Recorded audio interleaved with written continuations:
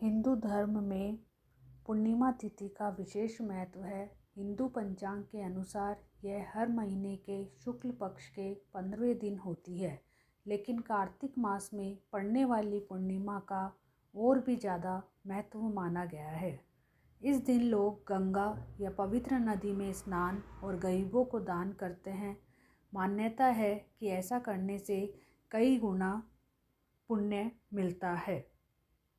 नमस्कार दोस्तों, आज हम लेकर आए हैं कार्तिक पूर्णिमा की कहानी। लेकिन इससे पहले कि हम शुरुआत करें, अगर आपको हमारी वीडियो पसंद आए तो कृपया हमारे चैनल को सब्सक्राइब करें, लाइक करें और इस वीडियो को अपने दोस्तों के साथ शेयर करें। आपका समर्थन हमें और बेहतर कंटेंट बनाने के लिए प्रेरित करता है। तो चलिए अब शुरू करते हैं हमारी कार्तिक पूर्णिमा की कहानी। एक पौराणिक कथा के अनुसार तारकासुर नामक एक राक्षस था। उसके 3 पुत्र थे, तारकश, कमलाकश और विद्युन्माली। तारकासुर बहुत ही बलवान था। उसने धरती पर व स्वर्ग पर अपना आतंक मचा रखा था, जिससे परेशान होकर देवताओं ने भगवान शिव से उसका अंत करने के लिए प्रार्थना की। उनकी प्रार्थना सुनकर भगवान शिव ने तारकासुर का वध किया। इससे देवता बड़े प्रसन्न हुए।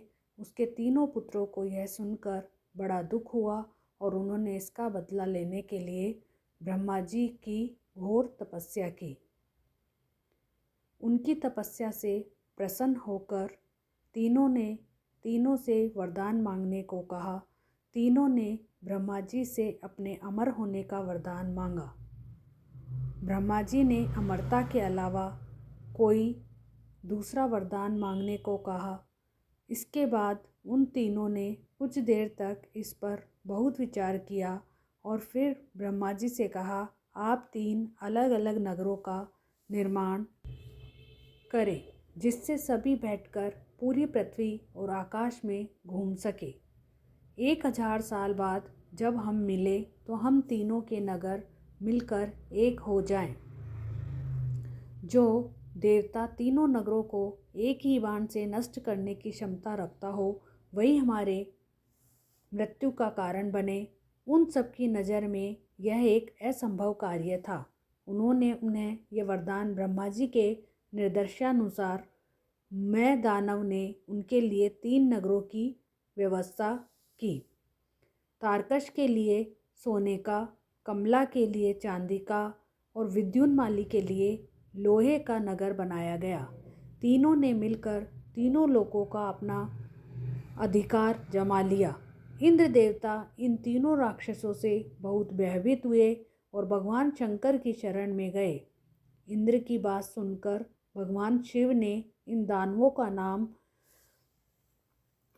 का नाश करने के लिए एक दिव्य रथ का निर्माण किया। इस दिव्य रथ की हर एक चीज़ देवताओं से बनवाई गई। चंद्रमा और सूर्य से पहिए बने। इंद्र, वरुण, यम, कुबेर रथ के 4 घोड़े बने। हिमालय धनुष बने और शेषनाग प्रत्यंचा बने। भगवान शिव खुद बाण बने और बाण की नोक अग्निदेव स्वयं बने। इस दिव्य रथ पर भगवान शिव स्वयं सवार हुए। देवताओं से बने इस रथ और तीनों भाइयों के बीच भयंकर युद्ध हुआ। युद्ध करते समय प्रभु लीला में एक ऐसा समय आया जब तीनों रथ एक ही सीध में आ गए। जैसे ही ये तीनों रथ एक सीध में आए, उसी समय भगवान शिव ने अपने बाण छोड़ दिए और तीनों का नाश कर दिया। इसी वध के बाद भगवान शिव को त्रिपुरारी कहा जाने लगा। धन्यवाद दोस्तों। यदि आपको यह कहानी पसंद आए तो प्लीज़ लाइक करें, शेयर करें और सब्सक्राइब करना ना भूलें।